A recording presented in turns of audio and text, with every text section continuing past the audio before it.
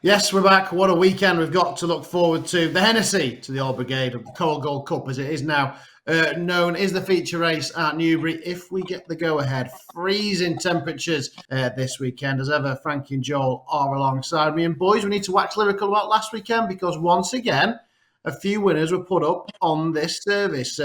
Frankie, you were first. I think Grey Dawning was your nap. He duly obliged. Whilst you were watching Yeah, it, that was nice to see as Joel started giving me a little bit of stick, reminding me that his last 4 naps, I think, had gone in and mine hadn't. And then I turned it around and my nap did, and I'm not sure where Joel's was. But he did, to be fair, put up Royal Buckeye in the Betfred chase, which is a great shout against a race when everyone thought it was between the two shorties. So yeah, Royal Buckeye for Joel in the big one, and nap for me went in nicely. Good weekend. And as well, Matt, you mentioned Blue Kering, or I can't quite pronounce it, but the funnily pronounced Nichols. And I mentioned Rubber Guy, but Joe, here he is. That did you well. Who am I? Come on. Venetia Williams. Always got a prop. Yeah, no, Venetia Williams, you were there at ADOC. You said you watched the race alongside her. Cheering on Royal Guy. Yeah, she was dead nice. I mentioned this on the road to Cheltenham on Friday. I thought she was speaking to connections of Rich Ritchie or somebody connected to Royal Pagaille, and it was just 3 drunk scousers. And she was just standing there, keeping herself to herself. And, you know, these guys are like, hey, me too, he'll run well. Grand National. I think he'll run well today. So I'm sitting there thinking, what a nice lass. Never met her, never spoke to her. She was in the crowd, not in the parade ring, not in the exclusive boxes. She was out at the Punters. So fair play to her. She's got up 2 points in my destination. So Venetia Williams, fair play to you. And a great ride as well by the best jock of offensive, Charlie Deutsch. Brilliant, love that. Yeah, he's doing a cracking ride, didn't he? So, yeah, reinforcement, and Joel's tip, like the Constance as well, was a very eye-catching third. There'll be a day for him, I am sure. Right, don't forget you can like, subscribe, and then you get notified every single time that we do a show. Every Friday, we look into the weekend action, and every Monday, we reflect on it in our Road to Cheltenham series. And don't forget, you can take us anywhere as well now, because you can listen to us on Spotify. I also want to talk about the 12:30 new, because it is the Sir Peter O'Sullivan Memorial. We remember the voice of racing here this week, and it's a cracking renewal as well. 12 go. JP McManus usually has one, and he puts Sir Peter's old colours on it, but he hasn't this year.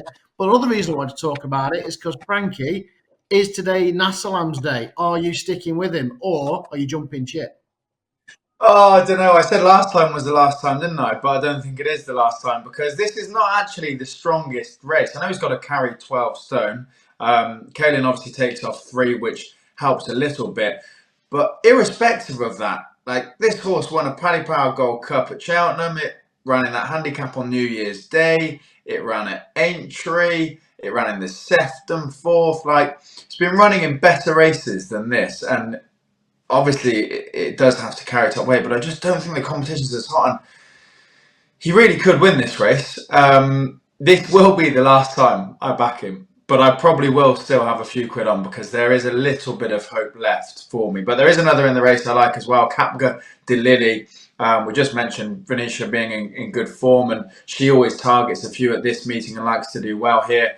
This horse has won twice fresh off a 200-plus day break, and will do the same after wind surgery. Has won round Newbury before as well, I think. And it's just a real good jumper. I remember speaking to Charlie when he was riding this horse at Ascot, and he said she's just a very good jumper. He can probably get on the front and maybe put a few of these under pressure around Newbury. So they're both an each way price, and I think I will back both, because I can't possibly watch Nassalam go and win without any money on myself.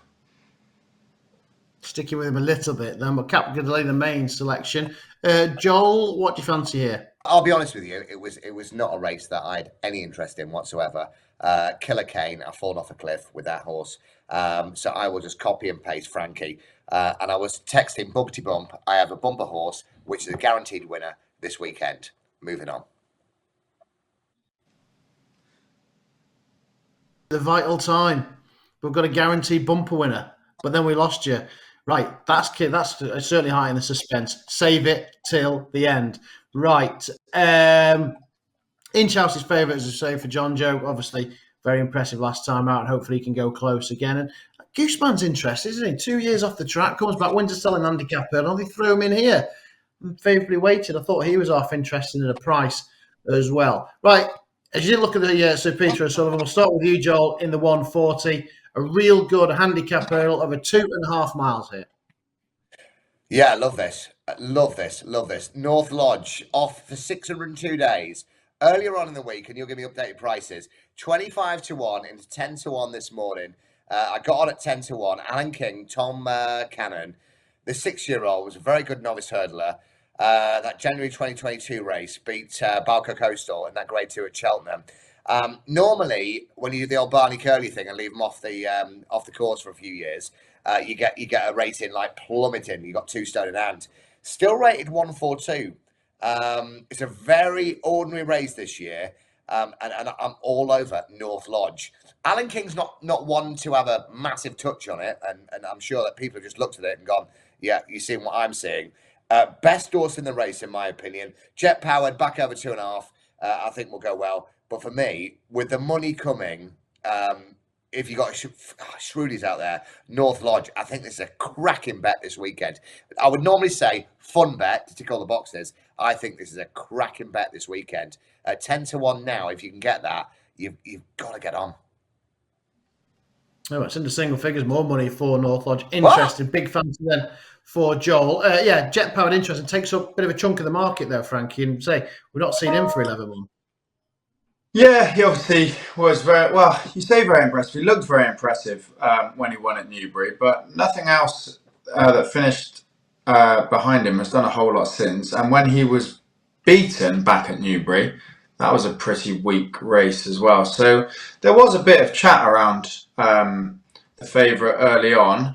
I don't know if he's going to be good enough to win a race like this, though. The same goes for Uncle Bert. That horse has been beaten favourite the last twice.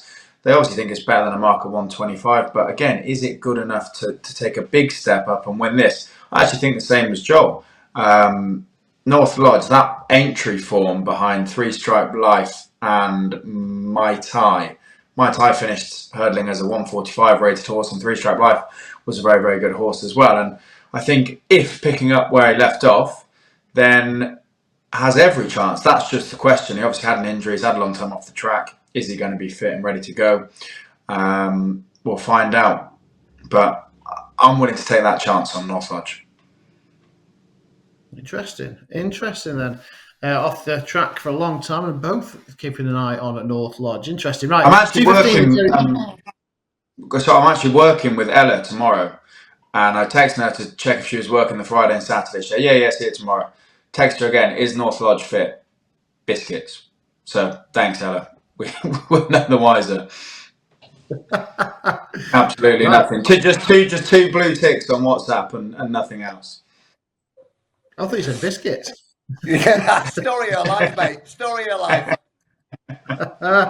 So who knows if North Lodge is fit, but we hope he is. We say Ella McNeil, obviously. Yes. Max's daughter, right. Jerry Fielden. Big weekend for James Bowen. Nico obviously up to Newcastle. He's got some big rides at a race meeting that Nicky targets. And this Under Control, again, takes out a massive chunk of the market. Well, Brentford Hope, he could have been any more impressive when he won at the track last time out, Joel. And, he's got some real good back class on the flat as well. Yeah, it's the money horse. I mean, when I looked at this race, I looked straight away and thought, if I had a rubber stamp, I'd type this with a Frankie. Frankie Foster all day long, Under Control for JP. The money's come all week into about 11 to 8 now. James Bowen, Nicky Henderson, smashed on the mares at Cheltenham. Nicky's 3 from the last 4 years in this race, and all the Anoraks are looking at the Iberico Lord form with a Great Wood up £8 now. Is that 134? And this is off 137, maybe, off the top of my head. Because I can't see. But I thought this was a Frankie horse all day long, and I will go with Frankie. Under Control. Just get it done, win, move on. He's throwing it down then, Frankie. Under Control. Is it a Frankie Foster special, or You go in left field. We've done too many of these, haven't we? He's said everything that I would have said about it. you can't nap Iberico Lord, or you can't put, I don't know if I napped or put up Iberico Lord in the Great Wood and then have this horse come here to, again, what I don't think is the strongest handicap, and not fancy under control. If I wanted an each way swing, it would be Hansard, who was beaten by Rubord, who is a very good horse, should improve a little for the run, and is still reasonably, well, no, it's not, it's got carry top weight actually, but he's a decent horse. He's a graded horse really in waiting, I think. So Hansard if you don't want to be boring, but I think the favourite wins. Joel called it. Yeah, of course, only defeat has come at the festival under control, and you mentioned that form with Iberico Lord looks pretty decent. So yeah, favourite will take plenty beat to the Jerry Fielden. Let's talk the big one then, the Coral Gold Cup. 20 go to post. I'm gutted the Beauport missed the cut. So he won't be going. Hopefully get my money back though. 20 of them will. Ahoy Senor tops the weights. He's going to give a lot of weight away, 12 pounds and upwards. And his jumping just caught him out again at Weatherby last time out. So, Joel, what wins the Coral Gold Cup up? Tennessee to the old game. Look, I'll be honest with you. Today I fell in that YouTube hole. If you type in 2009 Denman Channel 4 commentary, and you don't realise how good Simon Holt was at his peak, the demolition job from Denman, you know, under what was it? He was rated 174 or something, carrying 11, 12 from What a Friend in second. I watched that 4 or 5 times today. I had a tear in my eye. There's not been a horse race for so long that I've watched the Old Hennessy where you go, oh my God, this is unbelievable. And I did that thing for the Anoraks today where you count the amount of strikes, and Ruby hit the horse 13 times. But when you watch it, it's not offensive. And the way Ruby rides is double tap or triple tap as well. It's not offensive. And, you know, when you look at it, how times have moved on, that is one. I will tell you now, we were on a stag do and I watched it in a pub in Manchester, all dressed as Vicky Pollard from Little Britain. So I'd had my, I'd had 50 quid on or whatever it was at 5 to 1 earlier on in the week. So all the lads are there going, Joel knows he's racing. You know, yeah, right, blagging it. Here we are. So all the lads had come in, had a few drinks, gambled responsibly, and they'd all had the 20s, 30 quids on. And Denman won that race. It was unbelievable. This year's renewal, he's got a new sponsor. One of the new sponsors has been around for a while. It's not the Hennessy anymore. It's the whatever Gold Cup. I really fancied Midnight River for the Skeltons. I mean, I was looking at it, and obviously there's so many that you can go for in this. We'll love the ground. Stayed on well at Aintree.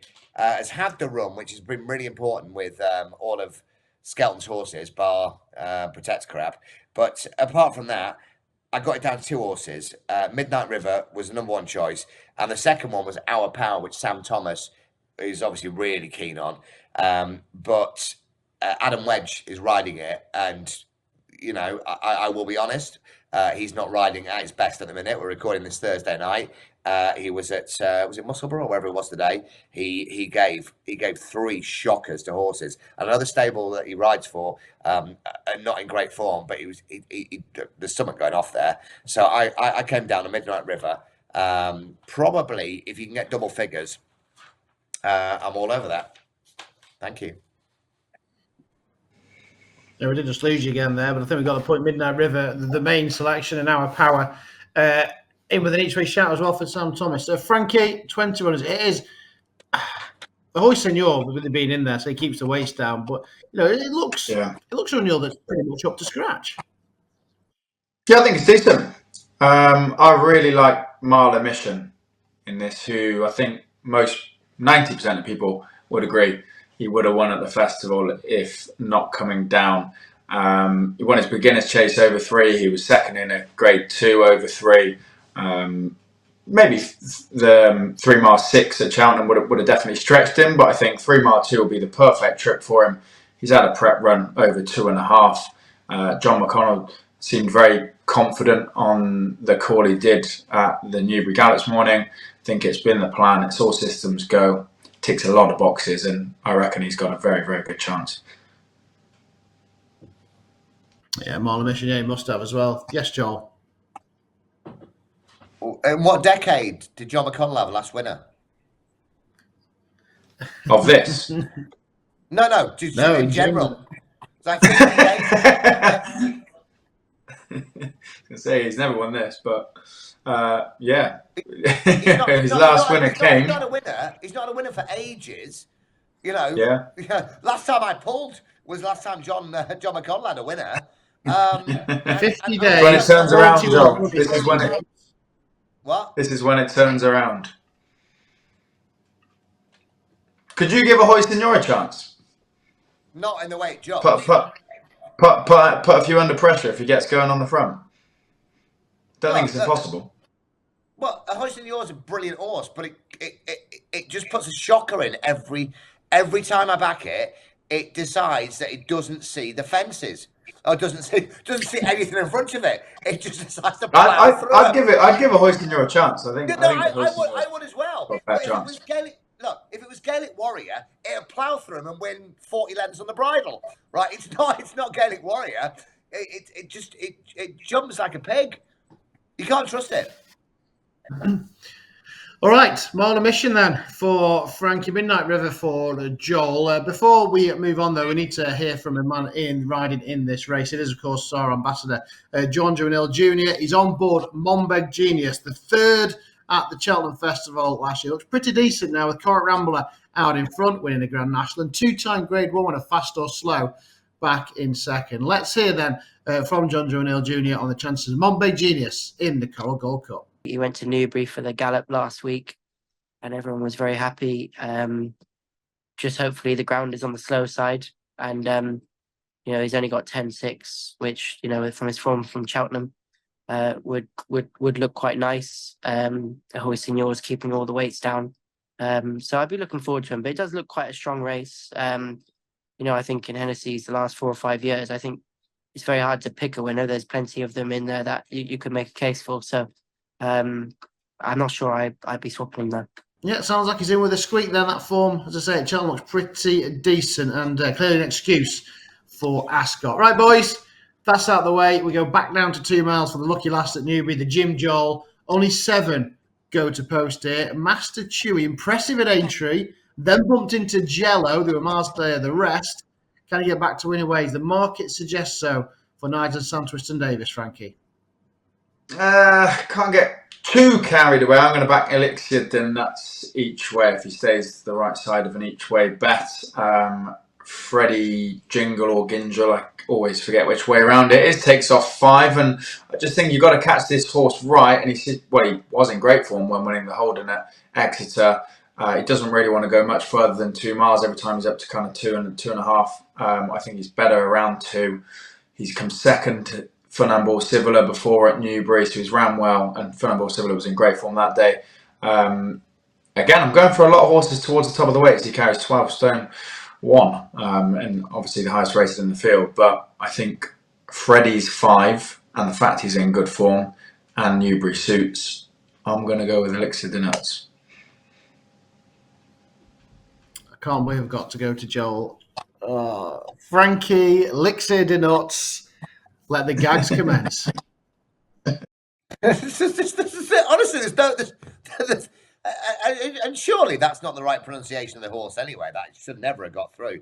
As a millennial, I find that highly offensive. Master Chewy, who's almost nap material this weekend for Nigel and Sam, bolted up on Chase debut at Aintree in October by 12 lengths, beaten less than a length in that comedy race on the 11th of November at Aintree. When they took all the obstacles out, it would have won there. He's already beaten Real Stone by 15 lengths, who bolted up at Haydock last weekend by 20 lengths. I think this is border nap material this weekend. It was 3-1 early in the week. We'll probably go off 5-4 even money. Master Chewy. Let's have the nuts on for Nigel Twiston Davis and Sam Twiston Davis. Yeah, I must have mentioned what I did mention as well in the previous race. Lucinda Russell's got one of these, probably coming down with the Hoisin. She had a treble at Musselburgh on Thursday. She's just hit a rich vein of form, possibly at the right time. I'm going to keep the suspense going a bit longer. Frankie, what's your bet of the weekend? I'm actually really keen on Mile of Mission. I know that it's the most one of the most competitive handicaps of the year, but I think comes here with a great chance, despite Joel saying that John McConnell hasn't had a winner in a decade. He's a very good trainer, and I think he's quite excited about the horse coming here. So Marlon Mission takes all the beating. We were right. We were right there, weren't we? The second last at Cheltenham. Yes, and I backed guard the Manil, so I got lucky that day. But yeah, I think he would have won. And anyway, that was 3 mile 6, so 3 mile 2 was perfect. Right. We know it's North Lodge. I guess it's going to be North Lodge.